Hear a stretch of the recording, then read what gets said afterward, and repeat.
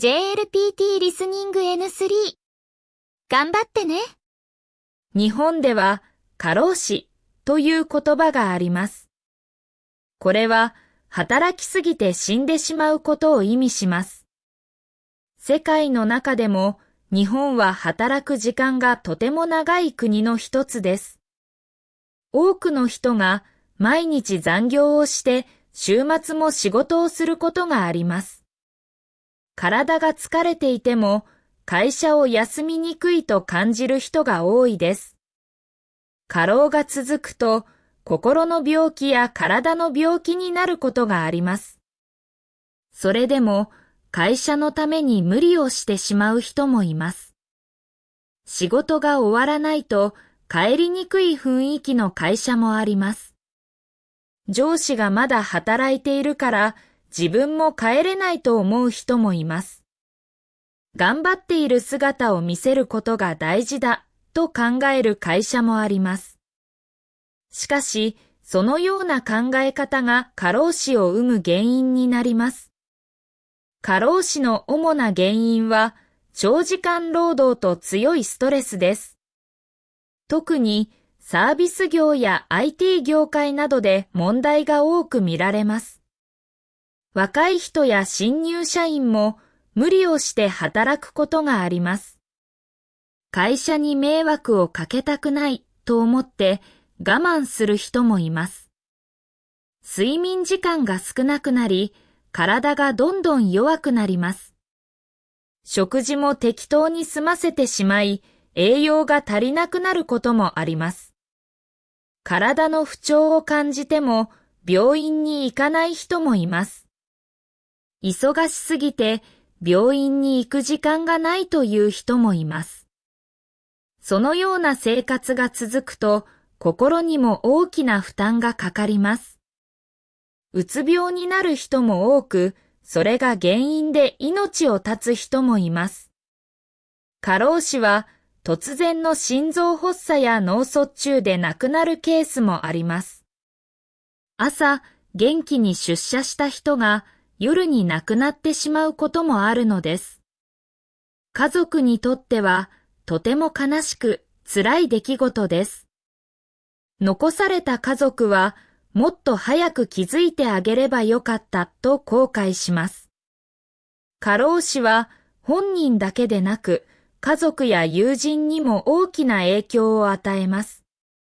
日本では過労死の問題を真剣に考えるようになってきました。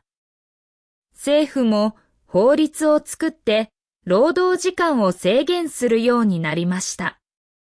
企業に対しても働き方を見直すように求めています。働き方改革という言葉を聞いたことがあるかもしれません。これは働きすぎを防ぎ、より良い生活を目指す考え方です。一部の会社では残業を減らす取り組みが始まっています。毎週ノー残業デーを作る企業も増えてきました。テレワークやフレックスタイムなど新しい働き方も広がっています。しかし、まだ多くの会社では古い文化が残っています。働く人の意識も少しずつ変わってきています。若い世代はプライベートも大切にしたいと考える人が多いです。昔のように長く働くことが正しいとは思わない人も増えています。SNS やメディアでも過労死の問題がよく話題になります。有名な事件やニュースをきっかけに社会の関心も高まりました。過労死をなくすためには私たち一人一人の意識が大切です。上司や同僚の働き方にも気を配る必要があります。大丈夫と声をかけるだけでも助けになることがあります。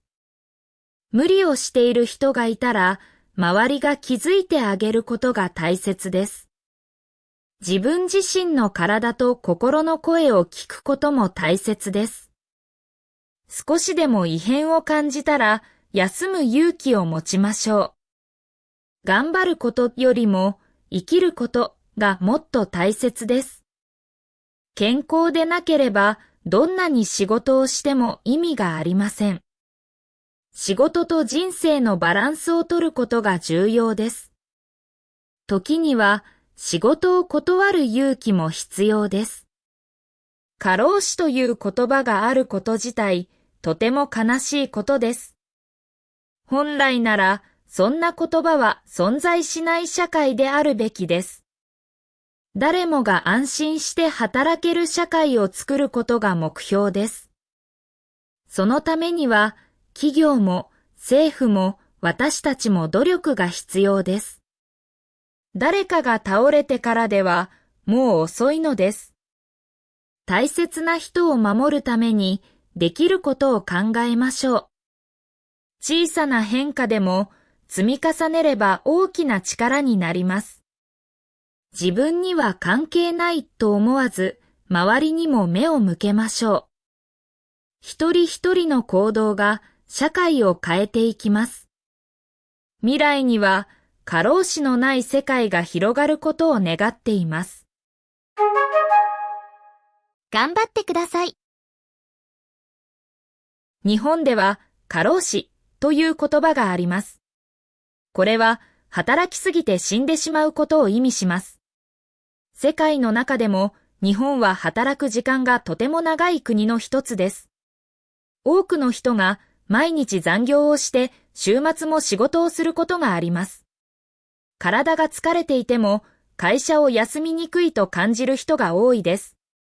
過労が続くと心の病気や体の病気になることがあります。それでも会社のために無理をしてしまう人もいます。仕事が終わらないと帰りにくい雰囲気の会社もあります。上司がまだ働いているから自分も帰れないと思う人もいます。頑張っている姿を見せることが大事だと考える会社もあります。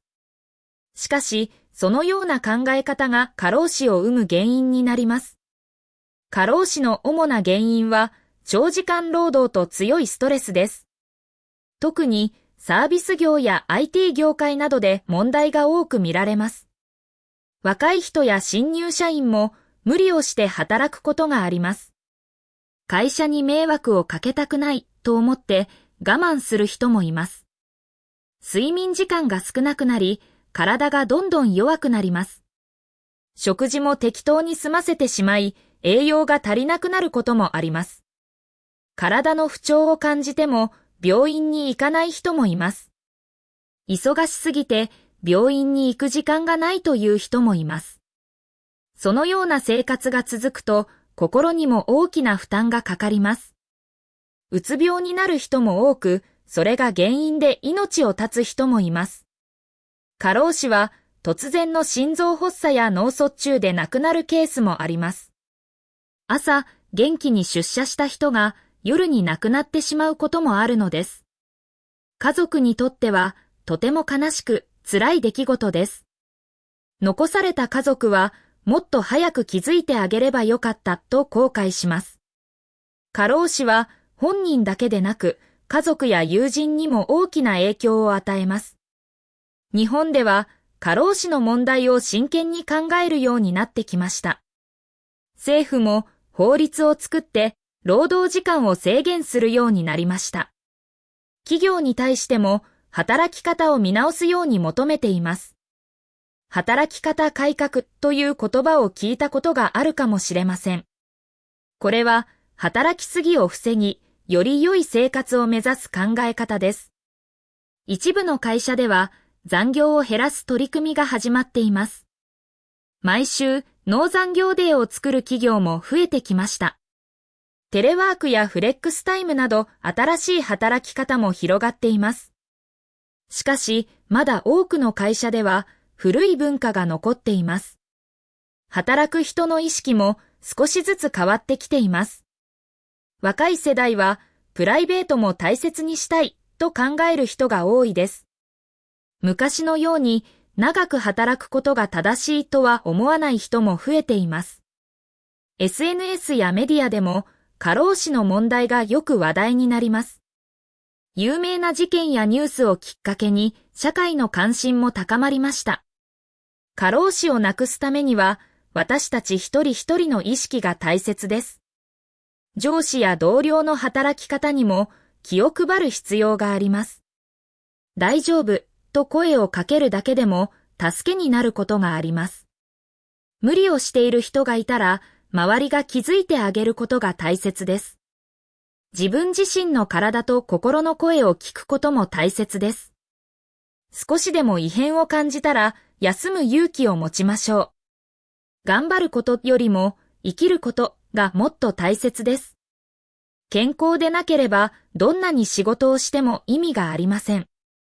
仕事と人生のバランスを取ることが重要です。時には仕事を断る勇気も必要です。過労死という言葉があること自体、とても悲しいことです。本来なら、そんな言葉は存在しない社会であるべきです。誰もが安心して働ける社会を作ることが目標です。そのためには、企業も政府も私たちも努力が必要です。誰かが倒れてからではもう遅いのです。大切な人を守るためにできることを考えましょう。小さな変化でも積み重ねれば大きな力になります。自分には関係ないと思わず、周りにも目を向けましょう。一人一人の行動が社会を変えていきます。未来には過労死のない世界が広がることを願っています。